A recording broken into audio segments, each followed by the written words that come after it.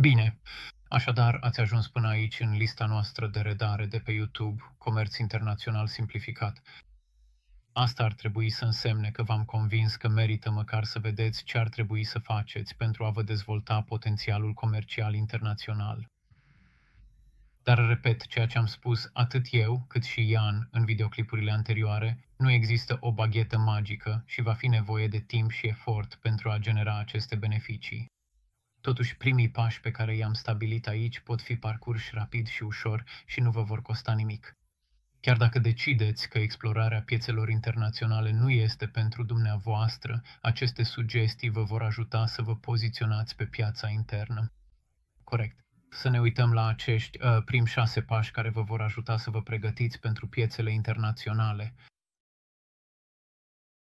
Vă recomandăm să începeți cu o listă de verificare a pregătirii pentru export.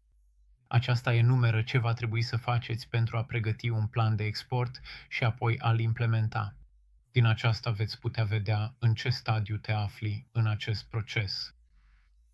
Am pregătit o listă de verificare pentru dumneavoastră, pe care o puteți descărca de pe pagina web Expo UK, pe care am menționat-o în descrierea de mai jos. Nu este necesar să aveți răspunsuri la toate întrebările. Totuși, procesul de elaborare a planurilor de export începe de aici și vă oferă o imagine mai clară asupra a ceea ce va fi necesar. În același timp, ar trebui să verificați profilul public al companiei dumneavoastră. Așa vă percep terții. Asigurați-vă că oferă o impresie cât mai bună posibil.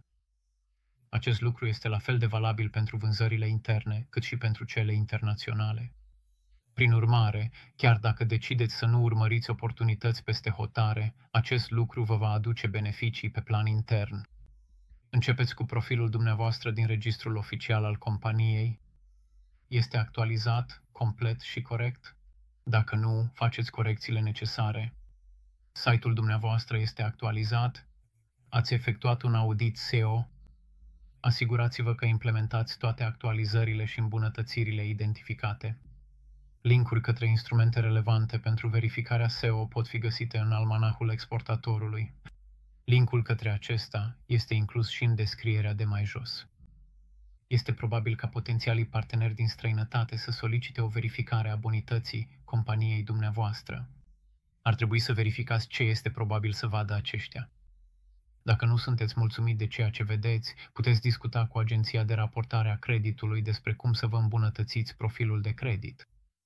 Există o serie de directoare de afaceri unde vă puteți publica profilul companiei gratuit.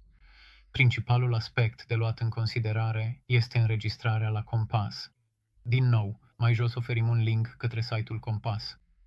Alte directoare de afaceri pot fi găsite în almanahul exportatorului. Adresele de e-mail ale afacerii dumneavoastră ar trebui să reflecte domeniul companiei.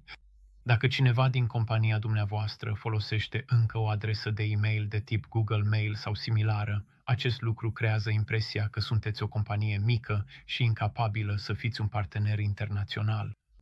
Dacă acesta este cazul, ar trebui să faceți schimbarea necesară. Odată ce ați verificat că totul este în ordine în propria companie și ați revizuit lista de verificare pentru pregătirea exportului, ar trebui să puteți decide dacă mergeți mai departe sau nu. Dacă decideți să nu continuați, acest lucru nu vă face o persoană rea. Înseamnă pur și simplu că ați analizat opțiunile și ați decis că nu sunt potrivite pentru dumneavoastră.